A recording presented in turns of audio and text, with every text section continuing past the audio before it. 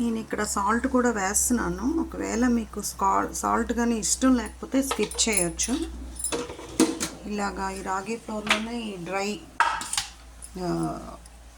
అంతా మనం ఫ్రై చేసాం కదా, మొత్తం అంతా కలిపేస్తాము. ఇలా బాగా మిక్స్ చేయాలి.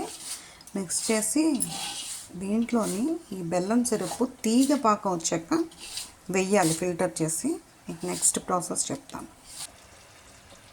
జస్ట్ ఇలా తీగ పాకం వస్తే చాలు. మరీ ఎక్కువ తీగ పాకం వచ్చేస్తే మీకు లడ్డు రాదు. జస్ట్ లైట్గా ఇలా తీగ ఇలా వస్తే చాలు. ఇలా జస్ట్ ఎక్కువ రాకూడదు. పాకం వచ్చింది కదా, తర్వాత ఇలా ఫిల్టర్ చేస్తే డస్ట్ ఏమైనా ఉంటే పోతుంది. ఇలా బాగా మిక్స్ చేశాక కొంచెం గీ చేతికి రాసుకొని లడ్డూలు చేయడమే. ఒకవేళ మీకు గీ పడకపోతే మిల్క్ కూడా యాడ్ చేయొచ్చు. ఒకవేళ లడ్డు కానీ రాకపోతే వేడిగా ఉంటుండగానే లడ్డూలు చేయాలి. చల్లారిపోతే హార్డ్ అయిపోతుంది, అప్పుడు మీకు కష్టం అవుతుంది లడ్డు చుట్టడం.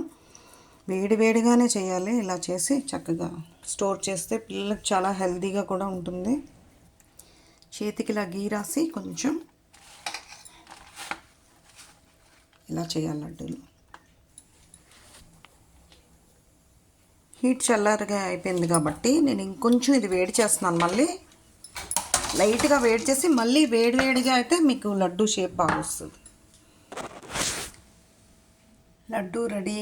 Thanks for watching friends. మీ పిల్లలకి మీరు కూడా హెల్తీగా చక్కగా ఇలా చేయండి, చాలా బాగుంటుంది. It's good protein food also. Thank you for watching friends.